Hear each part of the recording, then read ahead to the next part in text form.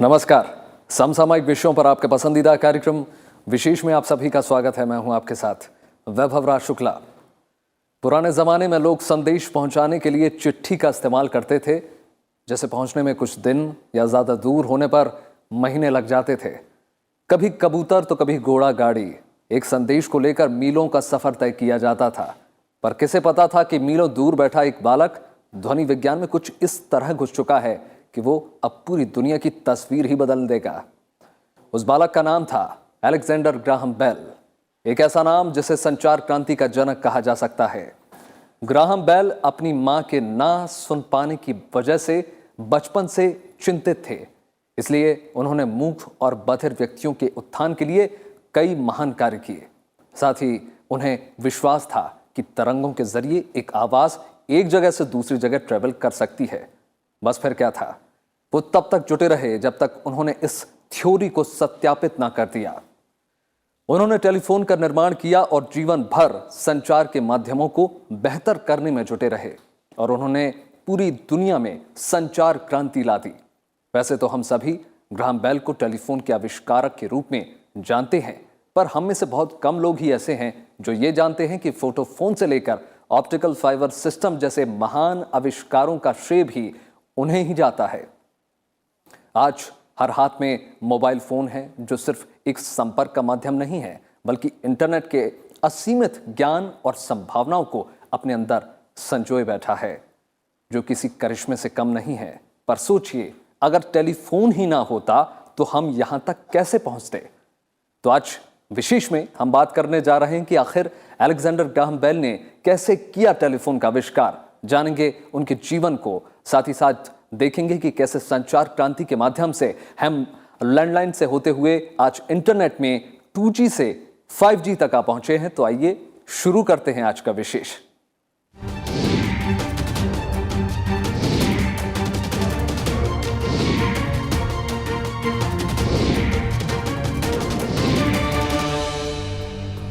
Alexander Graham bell को पूरी दुनिया टेलीफोन के आविष्कारक के रूप में जानती है। हालांकि उन्होंने न सिर्फ टेलीफोन बल्कि संचार तकनीक से जुड़े कई और उपयोगी आविष्कार भी किए। Optical fibre system, photophone, Bell और डेसिबल यूनिट और मेटल डिटेक्टर के आविष्कार का श्रेय भी उन्हें जाता है।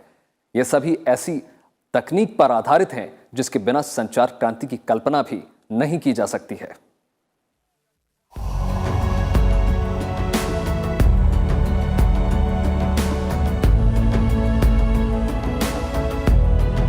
मानव अपने अस्तित्व के बाद से ही निरंतर नई नई खोज के जरिए प्रगति के पथ पर लगातार आगे बढ़ता जा रहा है। मानव जीवन को नया आयाम देने में जिस एक आविष्कार का बेहद ही महत्वपूर्ण हाथ है, वो है टेलीफोन। जब टेलीफोन का आविष्कार हुआ तो उसे चमत्कार माना गया। इस चमत्कार का श्रेय जाता है अलेक्जेंडर ग्राहम बेल को। ग्राहम बेल का जन्म 3 मार्च 1847 को स्कॉटलैंड के एडिनबर्ग में एक सामान्य परिवार में हुआ था। उनके पिता अलेक्जेंडर मेलविनी बेल स्वर ध्वनि विशेषज्ञ और बोलचाल की कला के अध्यापक थे। ग्राहम बेल की शुरुआती शिक्षा एडिनबर्ग के ही एक स्थानीय स्कूल में हुई। लंदन से उन्होंने स्नातकोत्तर उपाधि हासिल की। बेल, अलेक्जेंडर ग्राहम बेल एक स्कॉटलैंड में उनकी पैदाइश थी और उसके बाद वो कनाडा मूव किए, फिर वो अमेरिका मूव किए और उन्होंने इन्वेंशन जो है वो 16 साल की उम्र में शुरू की रिसर्च करना। उनके जो पेरेंट्स थे वो स्पीच एलोक्यूशन क्लियर स्पीच के स्पेशलिस्ट थे, माहिर थे। बचपन से ही ग्राहम बेल की सोच कुछ नया करने की थी। वो दुनिया की रचना, उसके बारे में करीब से जानना चाहते थे। कम उम्र में ही वो घूम घूम कर वनस्पति के नमूने जमा करते और उसके बारे में प्रयोग करते रहते थे। 1871 में बेल अमेरिका के बॉस्टन शहर में चले गए। 1872 में ग्राहम बेल ने बॉस्टन में school of vocal physiology and mechanic of speech का निर्माण किया। यहाँ वे बच्चों को बोलने और समझने की कला सिखाते थे। 1873 में अलेक्जेंडर को बॉस्टन के एक विश्वविद्यालय में वोकल फिजियोलॉजी के लिए प्रोफेसर चुना गया। ग्रैंडमदर जो थी उनको स्पीच वो हियरिंग इम्पेयरमेंट भी था, तो हियरिंग इम्पेयरमेंट एक ज़रूरत पड़ गई। हर एक इन्वेंशन जो है उसके पीछे एक ज़रूरत होती है और फिर आदमी डिस्कवर करता है। तो उन्होंने उसको देखते हुए इसको ये जो इलेक्ट्रिक स्पीच मशीन डिस्कवर किया, जिससे कि ये स्पीच जो है इलेक्ट्रिकल सिग्नल्स हुए और वो प्ले बैक भी कर सकते थे। सो वो जो है बेसिस टेलीफोनिका का ये जो है वो उन्होंने पैदा किया। कॉलेज में पढ़ाने के साथ साथ वे अपनी खोज में भी लगे रहे। वे हार्मोनिक टेलीग्राफ पर रिसर्च कर रहे थे, उसे और बेहतर बनाने के लिए कड़ी मेहनत कर रहे थे। बधिरों को पढ़ाते हुए बेल के दिमाग में अपने पिता के विजिबल स्पीच सिस्टम को और बेहतर बनाने का विचार आया। बेल एक ऐसा यंत्र बनाने के प्रयास में जुट गए जिसमें मुंह से बोली हुई आवाज की तरंगों से एक चुंबकीय सुई कंपित होने लगे, ताकि उसके कंपनों को देखकर ये समझा जा सके कि क्या कहा गया है।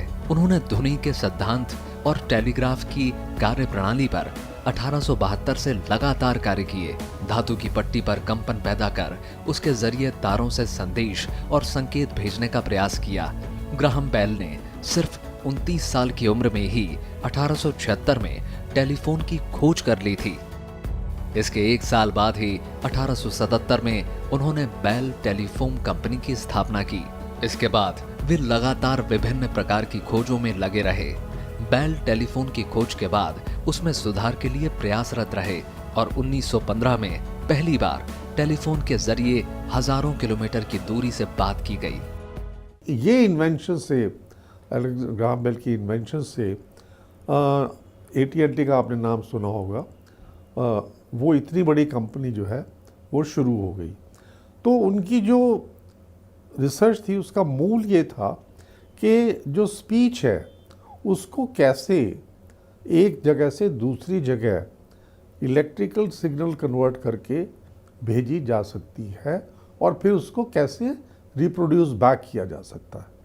तो ये उनकी एक बड़ी अहम इन्वेंशन थी।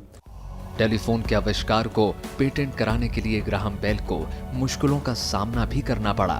1876 में जब 29 साल के बेल ने टेलीफोन के आविष्कार की घोषणा की तो 600 से ज्यादा लोगों ने इसके ऊपर दावा कर दिया। हालांकि बाद में अमेरिका के सुप्रीम कोर्ट ने ग्राहम बेल के हक में ही फैसला सुनाया। कोर्ट ने उन्हें ही टेलीफोन का मूल और प्रथम आविष्कारक माना। ग्राहम बेल ने सन 1919 में जल पर दौड़कर हवा में उड़ने वाला हाइड्रोप्लेन का निर्माण भी किया था। आजीवन आविष्कारों में लगे रहने वाले ग्राहम बेल का 2 अगस्त 1922 को निधन हो गया। ग्राहम बेल ने टेलीफोन का आविष्कार करके संचार जगत में क्रांति ला दी। इस आविष्कार के साथ साथ मूक बधिरों के लिए किए गए उनके कार्य के लिए लोग आज भी उन्हें याद करते हैं। Bureau report, Rajya Sabha TV. बदलते वक्त और तकनीक के संयोजन से संचार के साधनों में भी परिवर्तन आया है। पुराने जमाने में दूर बैठे ही अपने परिजन, रिश्तेदार या किसी परिचित से बात करने के लिए टेलीफोन के आविष्कार ने संचार क्रांति में दस्तक दी और धीरे धीरे टेलीफोन एक जरूरत बन गया। टेलीफोन की ट्रिन ट्रिन की घंटी हर घर में सुनाई देती थी, लेकिन सोचिए जब टेलीफोन नहीं था तब लोग कैसे एक दूसरे से संपर्क साधते होंगे, और जब टेलीफोन का आविष्कार हुआ तब लोगों ने इसे देखकर कैसा महसूस किया होगा। आइए जानते हैं टेलीफोन के आविष्कार और इसके सफर के बारे में।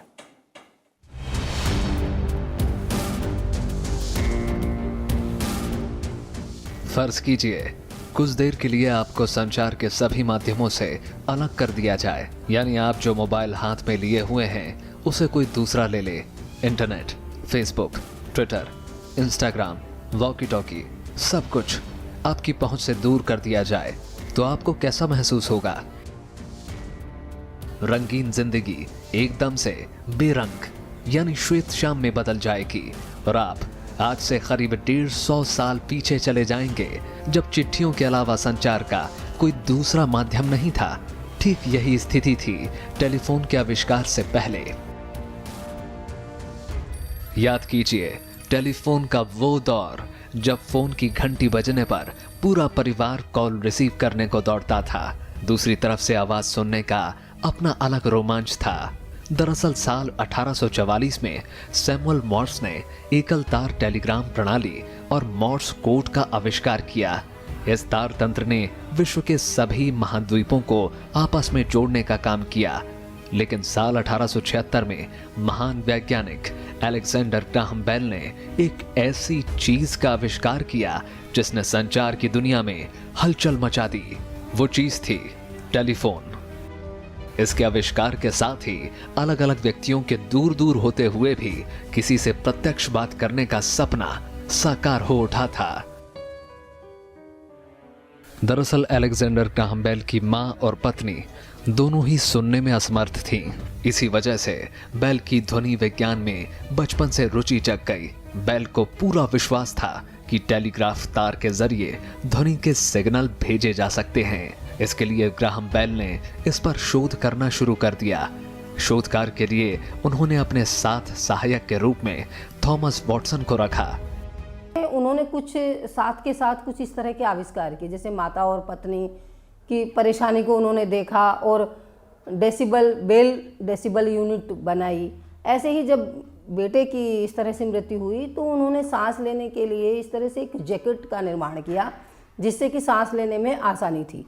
तो इस तरह की परिस्थितियां चलती रही और वो उन लोगों से बात करना चाहते थे जिन लोगों को सुन ही नहीं पाते हैं। तो उन्हीं सभी परिस्थितियों को ध्यान में रखते हुए वो लगातार रिसर्च में लगे रहे और वो जो सोचते थे, जो देखते थे, इस तरह से इसको संभव कर पाए कि आप दूर बैठे हुए व्यक्ति को ही अपनी बात कह पाए। बेल और वॉटसन अपनी खोज में पूरी तरह से जुटे हुए थे।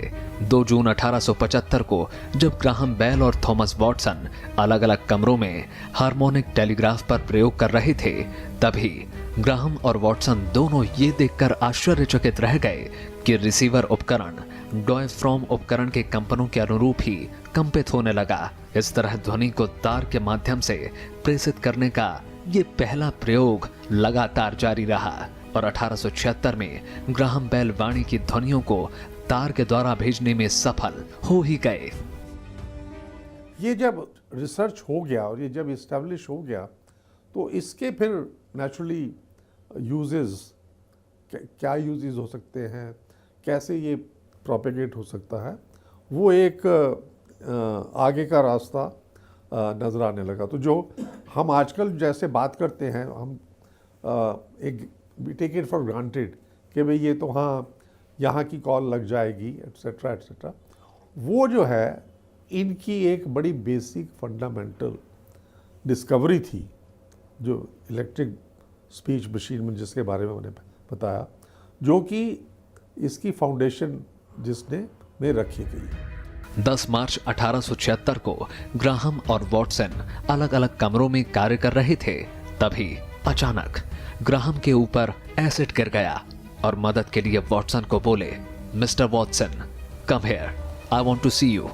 यानी मिस्टर वॉटसन यहाँ आओ, मुझे तुम्हारी जरूरत है। ये सुनते ही वॉटसन ग्राहम की मदद के लिए गए और बोले कि तार के द्वारा उनकी आवाज दूसरे कमरे में भी साफ साफ सुनाई दे रही थी। ग्राहम ये सुनते ही एसिड की जलन भूल गए और उछल पड़े। इसके बाद तो इतिहास बन गया। दुनिया का पहला टेलीफोन कॉल सफल तरीके से संपन्न हो चुका था। उन्होंने देखा कि इस तरह ये स्पीच जो है कन्वर्ट हो सकती है और फिर उस स्पीच को कैसे हम भेज सकते हैं, या उस स्पीच को कैसे, जैसे कि अगर कोई डेफ बंदा हो जाए, हियरिंग एड जो है उसकी एप्लीकेशन क्या हो सकती है। सो जो क्रांति है वो ये है कि इन्होंने मदर ऑफ इन्वेंशन तो नेसेसिटी से कर दिया, पर उसके बाद फिर रिसर्चेज होती रही कि अब पहले शुरू में जो ट्रांसमिट हुआ वो आधे किलोमीटर का हुआ, फिर 1 किलोमीटर का हुआ, फिर वायर के ज़रिए हुआ, तो ये एवोल्यूशन फिर होता रहा। लेकिन जो बेसिक चीज़ थी वो इनकी इन्वेंशन। टेलीफोन की खोज के बाद बेल ने इसका पेटेंट करवाया और 1877 में बेल टेलीफोन कंपनी खोल ली, जो 1885 में अमेरिका की टेलीफोन और इंटरनेट की सबसे बड़ी कंपनी AT&T बन गई। वैश्विक स्तर पर टेलीफोन का आविष्कार होने के बाद भारत में टेलीफोन सेवा सबसे पहले कोलकाता में 1881-82 में शुरू की गई थी। वहीं स्वचालित टेलीफोन एक्सचेंज शिमला में 1913-14 में आरंभ की गई थी और उसकी क्षमता 700 लाइनें थी। आज के समय में रोटी, कपड़ा और मकान के बाद टेलीफोन मूलभूत आवश्यकता का हिस्सा बन चुका है, जिसके बिना लोग पूरी तरह से अकेलापन महसूस करते हैं। लेकिन एक वक्त ऐसा भी था जब हमने कभी नहीं सोचा होगा कि टेलीफोन जैसे किसी उपकरण का भी इजाद होगा, जिससे हम पूरी दुनिया में लोगों से संपर्क कर पाएंगे।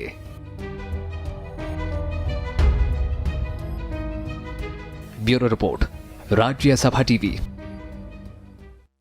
तो आज मोबाइल हमारी जिंदगी का अहम हिस्सा बन चुका है। यह ना सिर्फ वॉइस कॉलिंग डिवाइस है, बल्कि दैनिक प्लानर, अलार्म, घड़ी, कैलकुलेटर और ना जाने कितने यंत्र अपने भीतर समेटे हुए हैं। करीब 2 दशक पहले भारत में पहला मोबाइल फोन लॉन्च हुआ। पहले यूजर्स 1G का इस्तेमाल करते थे और अब 4G को यूज कर रहे हैं। 1G से 4G तक का सफर ना सिर्फ इंटरनेट की दुनिया में, बल्कि यूजर्स के लिए भी काफी बदलाव लेकर आया। 4G तकनीक ने यूजर्स को इंटरनेट और मोबाइल को पहले से ज्यादा इस्तेमाल करने का मौका दिया और अब 5G भी दस्तक दे रहा है। आइए नजर डालते हैं इसके पूरे सफर पर।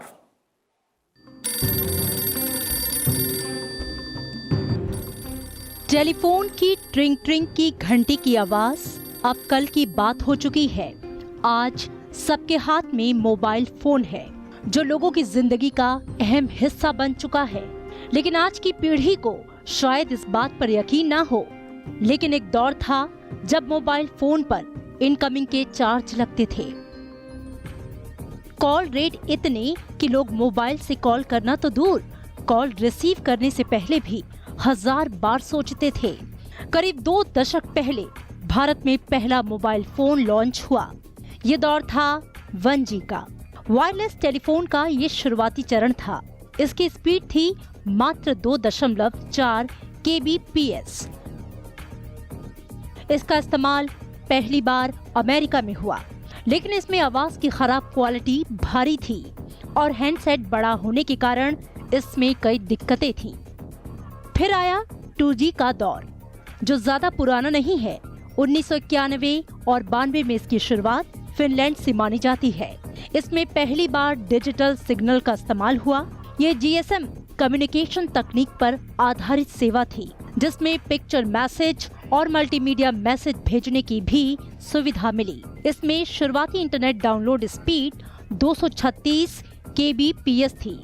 फिर आई 3G की दुनिया, जो जापान में 2001 के आसपास शुरू हुई। इसमें 2G से आगे बढ़कर वीडियो मैसेजिंग, मोबाइल टेलीविजन और वीडियो कॉन्फ्रेंसिंग की सुविधा मिली। 3G में इंटरनेट डाउनलोड की स्पीड 21 Mbps तक चली गई और यही वो दौर था जब स्मार्टफोन पर मोबाइल ऐप बनने शुरू हो गए थे। आज मोबाइल हमारी जिंदगी का अहम हिस्सा है। स्मार्टफोन ने हमारी रोजमर्रा की जरूरतों को जितना बदला, उतना शायद किसी और तकनीक ने नहीं। इंडिया ने ये डिसीजन जो लिया था कि हम 2G में जाएंगे, हम डैम्स वगैरह में नहीं जाएंगे, एक बड़ा अच्छा डिसीजन था। अच्छा, 3G जो है, 2G had limitations on the bandwidth, तो 3G जो है again evolution of bandwidth and power management and to provide higher bandwidth. लेकिन जो आपका 3G जो है उसके लिए जो है उस पर इंटरनेट चल जाता है। तो 3G जो है was a next step from 2G to 3G। Then the next step was 4G, जो कि अब अभी अवेलेबल है। The next step being talked about is 5G। तो इसका रिलेशनशिप इंटरनेट जो शुरू हुआ 95 में या उससे पहले, ये जो है इंटरनेट को कैरी करने की एक व्यवस्था है। जो 5G है उसमें आपको बैंडविड्थ 100 MB कम से कम ज़रूर मिलेगी और ये गीगा बिट्स में भी जाएगी। 3G के बाद आई मोबाइल इंटरनेट की हमारी मौजूदा पीढ़ी यानी कि 4G। इसकी शुरुआत वैसे 2000-2001 के आसपास शुरू हुई। इसमें ग्लोबल रोमिंग को सपोर्ट किया गया और ये तकनीक 3G से और सस्ती हो गई। लेकिन जटिल हार्डवेयर प्रणाली के चलते 3G फोन के मुकाबले 4G के फोन महंगे हो गए। भारत में 4G तकनीक अब प्रचलन में आ चुकी है, जिसके जरिए 1000 kbps तक डाटा डाउनलोड किया जा सकता है। 2007-8 के आसपास जब मोबाइल तकनीक का विकास हो रहा था तो लोग फीचर फोन से आगे बढ़कर मल्टीमीडिया तकनीक की तरफ बढ़ रहे थे। तब स्पेक्ट्रम अचानक टेलीफोन कंपनियों की जरूरत बन गया। 2010 में 3G और 4G स्पेक्ट्रम की नीलामी हुई और आज 4G हर मोबाइल की जरूरत बन गया है। जो पॉसिबिलिटीज़ हैं वो बहुत हैं, क्योंकि देखिए रिक्वायरमेंट्स बढ़ेंगी, बैंडविड्थ रिक्वायर बढ़ेंगी, यूटिलिटीज़ बढ़ेंगी। मैं छोटा सा एग्जांपल देता हूँ। तो ये तो एप्लीकेशंस, यूटिलिटी, रिक्वायरमेंट्स के साथ ग्रो कर रहा है और जो टेक्नोलॉजी है, इनोवेशन जो है वो भी उसके साथ ग्रो कर रही है। इसलिए ये तो रेवोल्यूशन है जिसका कोई एंड नहीं है।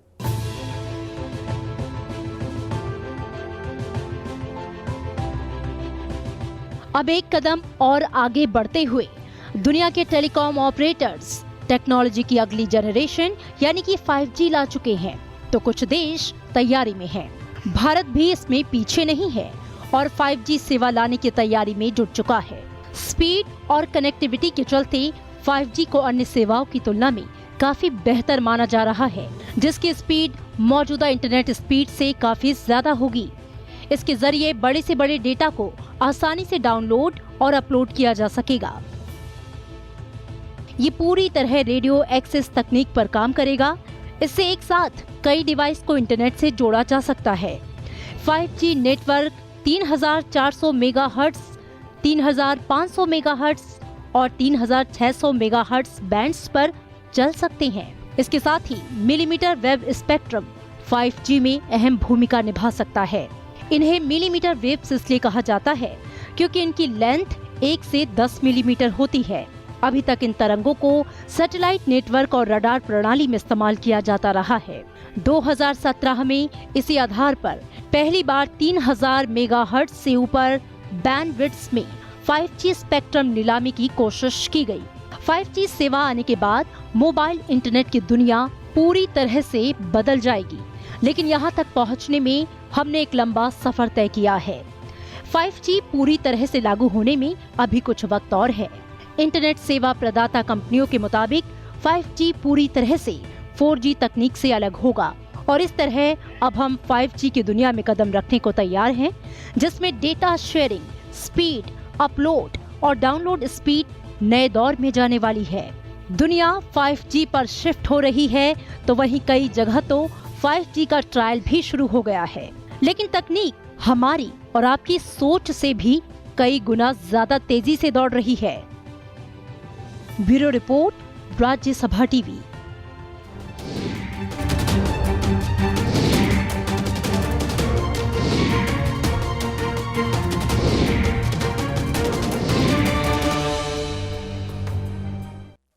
तो ये था आज का विशेष। उम्मीद है आपको विशेष का ये अंक पसंद आया होगा। आप ये हमारा कार्यक्रम YouTube पर भी देख सकते हैं, जहां पर हमें आपकी प्रतिक्रियाओं और सुझावों का हमेशा इंतजार रहता है। बाकी देश और दुनिया की तमाम बड़ी खबरों के लिए जुड़े रहिए राज्यसभा टेलीविजन के साथ। नमस्कार।